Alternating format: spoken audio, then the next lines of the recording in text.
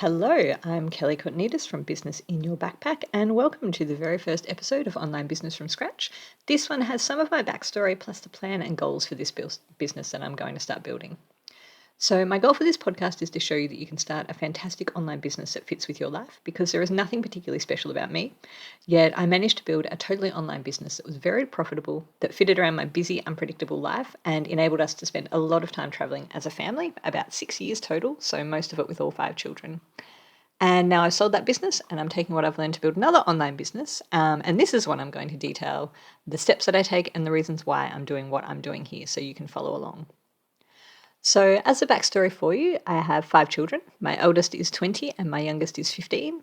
They've all always been homeschooled, and I've been earning something online most of the time since 2007 when I made cloth nappies and tie dye, and I sold that in person and online. So, Google Pepper Place nappies if you want to see what I did way back then. It was about 2011 when I discovered the concept of online courses and passive or asynchronous income, and I really wanted to do it. The idea, as soon as I saw it, I'm like, this is something that I would love to be able to do. So I was starting to digitize my nappy patterns and sell them, and I was thinking of licensing them. So I was interested in the idea of making something once and selling it many times quite a long time ago. But back then, my business was very much a side project and a bit of bonus income because I had 5 kids in 5 years, I didn't have a lot of time to spend on it. But it is where I started to hone my skills in prioritizing productivity and marketing. Now, I completely closed that business in 2014 because I was pretty tired of cloth nappies. And I started studying nursing because I thought I needed to be able to get a real job. But studying and placement reminded me that real jobs kind of suck. So in late 2015, I decided to start an online only business called Fearless Homeschool. So I started learning about email marketing and how to run a website and do SEO. But most importantly, I learned about getting to know my customers and what they actually want and then giving them that.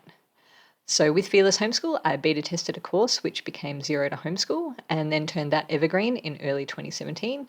And then I ran the first Australian Homeschooling Summit in mid 2017.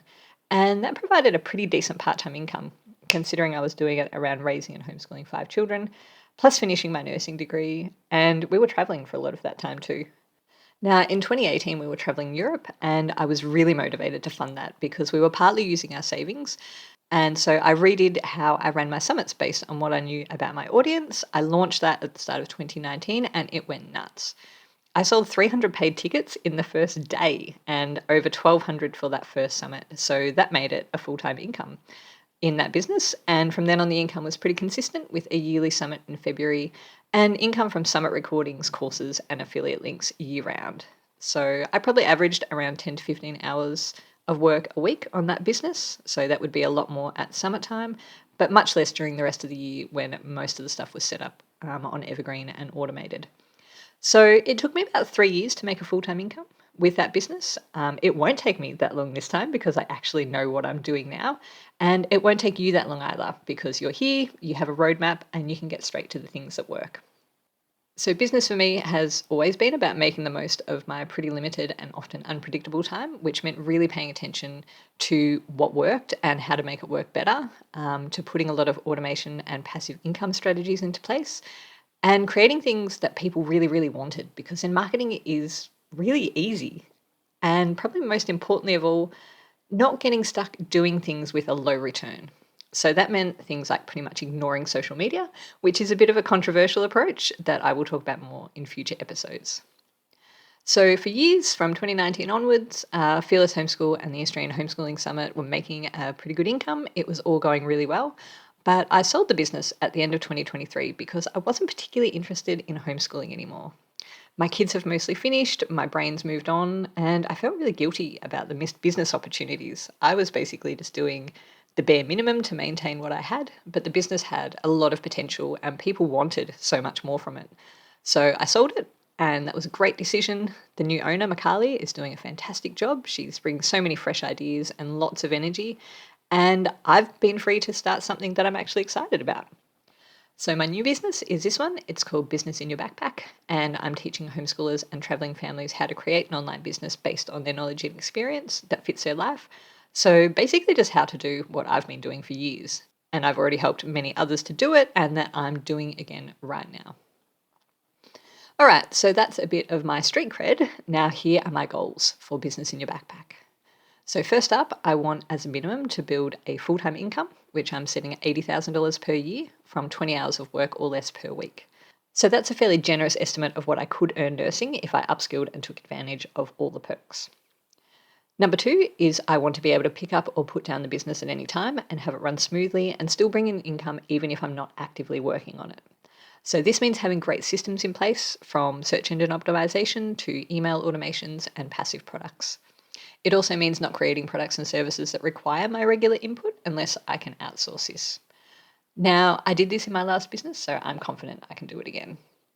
The third goal, since we're speaking of outsourcing, is I don't want a team because I will have to manage a team and commit to providing enough work and income for them every single week, and that sounds like my idea of business hell.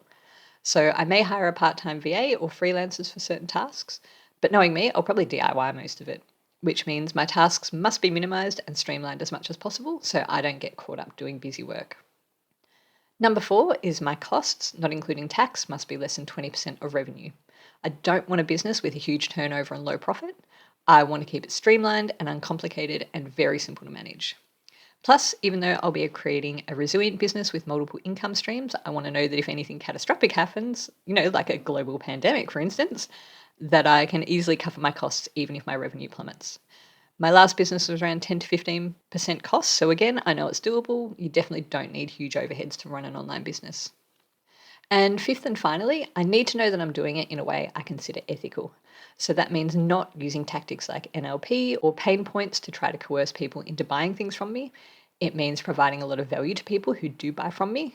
It means being as inclusive as I can be of diversity and disability. And really just creating a business where both me and the customer both feel like we got a really good deal out of whatever transaction just happened. There are a lot of shady tactics out there. There's a lot of people out to take advantage of vulnerable people by overpromising and undelivering, and I've especially seen that in the travel and the work at home mum areas. There are lots of scammy, shady stuff out there. So I've been burned by all this stuff before, and I want to take an active stance against that and show that it's really not necessary. Like, you don't have to be all fake or scammy or make people feel like crap or pressure them to spend more money that they really can't afford in order to have a profitable business. So you'll probably get a few mini rants from me about stuff like that too and what I'm choosing to do instead. So welcome. If that sounds great to you, please listen in as I detail all the steps I take to build business in your backpack completely from scratch to an online business making a full-time income from very part-time hours. Please subscribe with your favorite podcast app or on YouTube. Sign up for my emails and know that you are always very welcome to share your comments, ask questions, or contact me for whatever you need. Thanks so much for listening, and I will be back soon sharing my very first steps in starting my new online business.